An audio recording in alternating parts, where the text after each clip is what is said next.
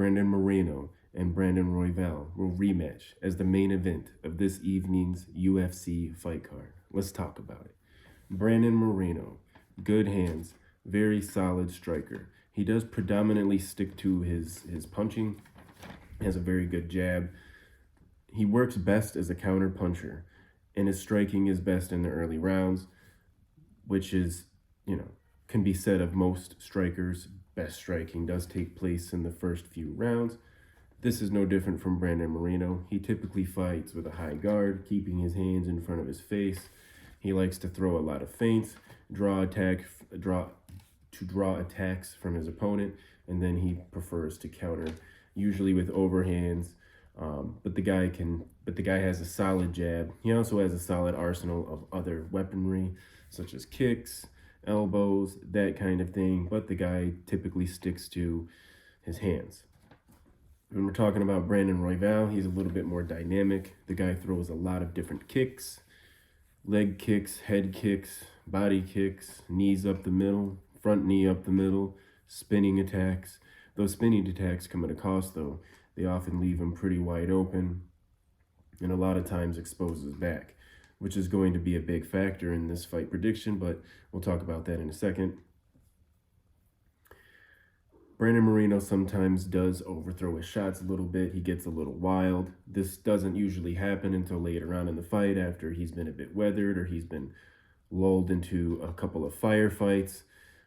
But he does overthrow his punches sometimes, and this can leave him exposed to bad positioning, offering good positioning for his opponent to land strikes, or perhaps engage in a grappling exchange that leaves him off balance, potentially putting him on the ground or up against the cage in a disadvantageous position that he has to fight out of. This is not a good thing. However, most of the time, Brandon Moreno stays pretty composed. A lot of times he is the more composed one of his opponents, out of him and his opponent, but it does happen. That's not to say that Brandon Moreno is perfect on the feet. I have seen him lose on the feet, lose many exchanges on the feet. There are times where Brandon Moreno is too patient. There are also times where Brandon Moreno is predictable. Sometimes he drops his hands, which leaves him open to strikes, leaves him open to counters after his strikes, because typically he drops his hands after he punches. A lot of times his lead hand will drop after he throws the jab, which is not good. That leaves him vulnerable to an overhand. Kai Kara France was able to get the better of him in their rematch. However, Moreno was able to finish him by destroying his liver with his leg. Beautiful body kicks by Brandon Moreno. Like I said, it's not like Moreno doesn't have other tools in his arsenal, but the guy does typically stick to his hands. That was a good finish by Moreno, because I do think he was losing that fight. Kai Kara France was getting the better of him in that match. Moreno is tough. He does take a punch well. If he does get dropped, he has a lot of heart. He can't get back up, and he typically finds himself pretty quickly. But he's not perfect. The guy can get finished just like anybody else can. Haven't seen it happen in a while, but that's not to say that it can't happen. Royval's got a pretty good jab himself. He's a little bit longer, rangier.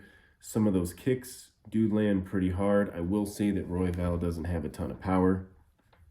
That's not to say that the guy doesn't hit hard for his size, his weight. He's a professional fighter. I'm sure he can crack. But we're talking about the upper echelon of the MMA elites. In this division, he doesn't seem like he hits as hard as some of his contemporaries, but he does have a lot of volume, typically overwhelms his opponents with volume. He typically leads with the volume, and I don't think it's going to be any different in the rematch against Moreno. In their first fight, I think he had more volume and he was doing better on the feet before Moreno was able to get the finish. And I don't think it's going to be any different in this fight. I will say that Royval's lead leg is often left vulnerable, as well as when he throws those spinning attacks, as I said earlier. But there is a lot of variety coming from Royval, and he is a pretty good BJJ practitioner. He does have a lot of submissions that he can use, not only to scare his opponent or to keep his opponent thinking, but he also has a legitimate threat to win by submission. But I will say that Moreno is more scrambly. He is better at the wrestling scramble and stronger in the positional wrestling. So I don't think he's going to have to worry about getting submitted against Royval. After all, Pantoja wasn't able to submit Moreno. Figgy wasn't able to submit Moreno. So I don't think that Royval is going to be able to submit Moreno. However, he should be able to defend against submissions, but that doesn't mean that he'll be able to stop the takedowns of Moreno. I do think that Moreno, based on what I've seen and based on their first fight, I do think that Moreno is going to have a clear advantage when it comes to the grappling. Royval has a slight advantage in the striking, I will say, because he's the longer, rangier fighter. And in their first fight, he was doing better on the feet as well.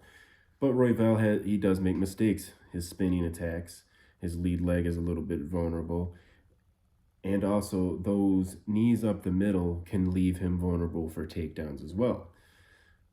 So he doesn't have the most perfectly sound game on the feet just because he is the better striker. And sometimes he does throw those kicks at a little too close of range. All of these are going to be bad things to do against Brandon Moreno.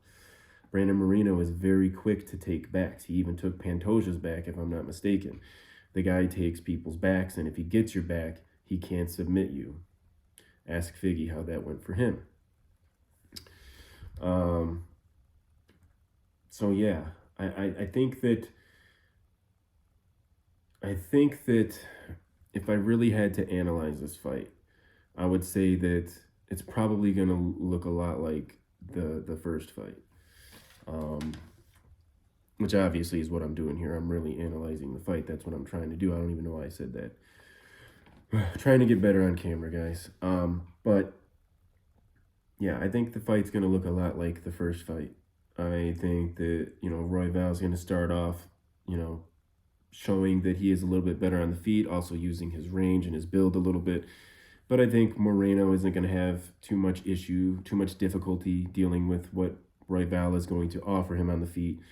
Royval isn't going to offer much of a threat as far as the grappling goes, as far as the wrestling goes. There's not a huge takedown threat for Moreno there, because I don't think that Royval wants to grapple with Moreno, because Moreno is very scrambly and he is good at wrestling and he does take the back quick, which I think is going to happen in this fight. I honestly think Brandon Moreno is going to find Royval's back at some point in this fight. I think he can find it, whether it's standing, whether he gets it,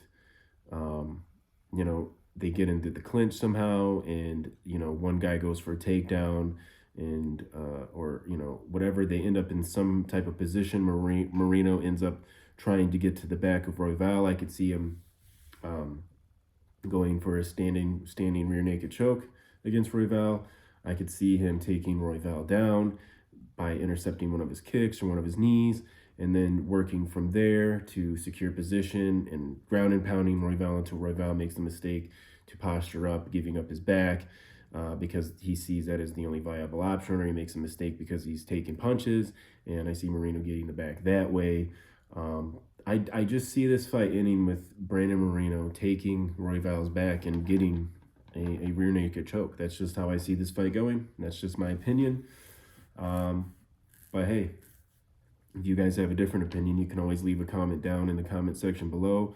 I'm always looking for other perspectives, other opinions.